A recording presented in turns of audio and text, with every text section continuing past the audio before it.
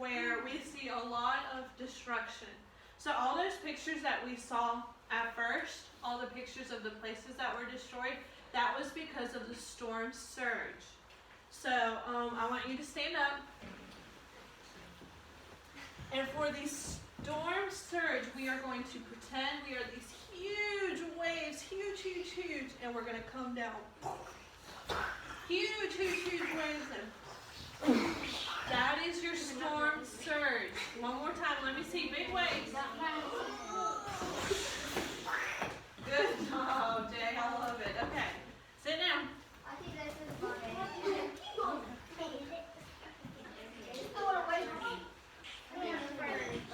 Okay. Figuring that out a bit. Okay. Now, we're about to watch a video about how storm surges form. Okay? And you're about to see it. Yay.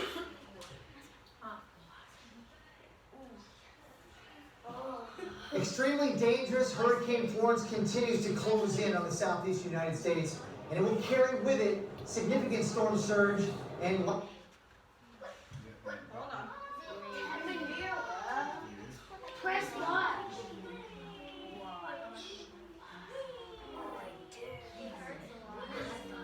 Okay. Let me turn off the light so you can see this.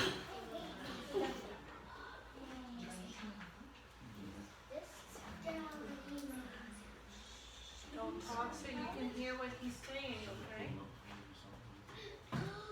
Whoa. Hold on.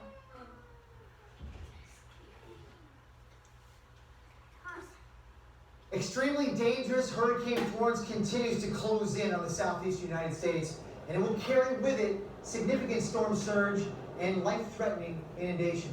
Let's look at these maps, for example, created by the National Hurricane Center to give us almost a block-by-block assessment of how much water rise you can expect above normally dry ground. This, for example, over southeastern North Carolina in Beaufort and Morehead City. These are some locations that we think will get significant storm surge. Now, these areas shaded in yellow and orange can expect water rises of 6, maybe even 9 feet.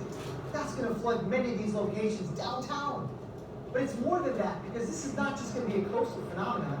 We know that the storm surge with Florence is going to continue inland and surge many miles.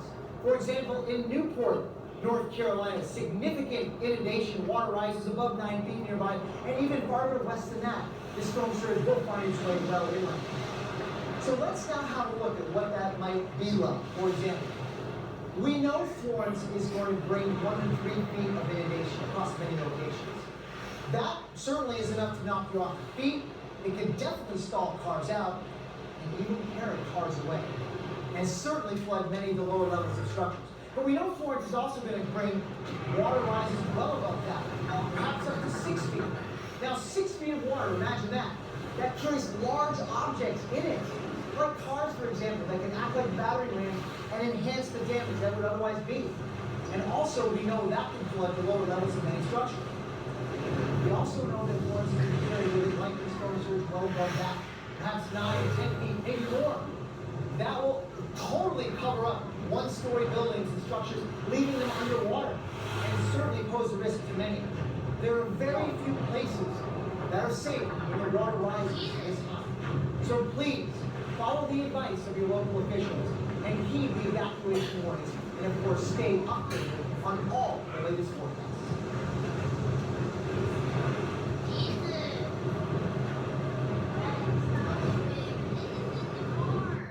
Okay. So what happens when we get flooding? What happens, Bailey? It gets higher and higher. It does get higher and higher. Cheney, do you want to add something to that? No? Okay. Easton, what did you see happening? That a lot of stuff can get damaged. Yes, a lot of stuff can get damaged, like what? Houses, car. cars, street signs and everything. Trees can Trees. fall down, yep. Car. And what happens when there's cars floating around in the water like that? It can knock you off your feet. Yes, it can knock you off your feet. It can knock down buildings, right? Yep. Javon? It might be at 6 feet and hold the car. Yes. At 6 feet, you can already see that the cars are starting to flood. If it's 7 feet, then it's going to crash the Yes, it is gonna crash the windows, Zachary. It can go 9 feet or higher. Yes, it can go to 9 feet or higher. Tanner? And it can bump you and you can get hurt. Yeah. it hurt. Did anyone see the fish swimming in the water in the corner? No. Yeah. I want to see. Let me see if I can find it. I want to watch it again because I didn't see the whole thing. Here it is. Right here, look at this corner. Oh, see it. Okay, I'm gonna play it a little bit. Where? Like this picture, going back down. Has It's down. right Totally cover up. So you can also have fish and other animals swimming in there. Do you want to swim in there when there's sharks?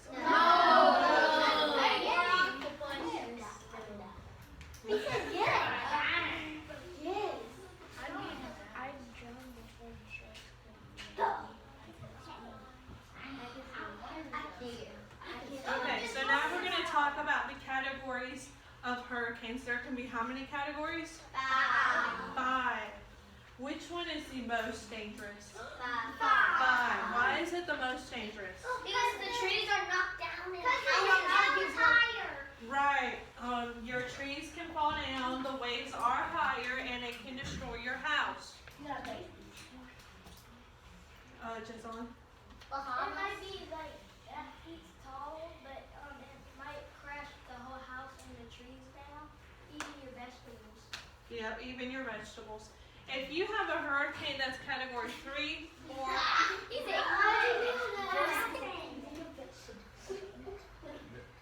if you have a hurricane that's 3, 4, and 5, would you want to stay at your house? No, you want to go where there isn't going to be a hurricane, right? You want to say one or two. Some people, Thank you, Madison. well, some people, when there was the bad hurricanes, that was like Hurricane Dorian and the other one, the presidents didn't think about how hard it would come down crashing in the Bahamas, and they wouldn't give people the chance to evacuate. So Right. more of them died, and more of them got stuff destroyed. And Right. and their parents, and the babies have no parents. Yeah, that's where I was going. Sometimes with Hurricane Dorian, I have some family who lives in Charleston, and when Hurricane Dorian came, they came to my house, so they would be safe. They all evacuated, and evacuated means what, boys and girls?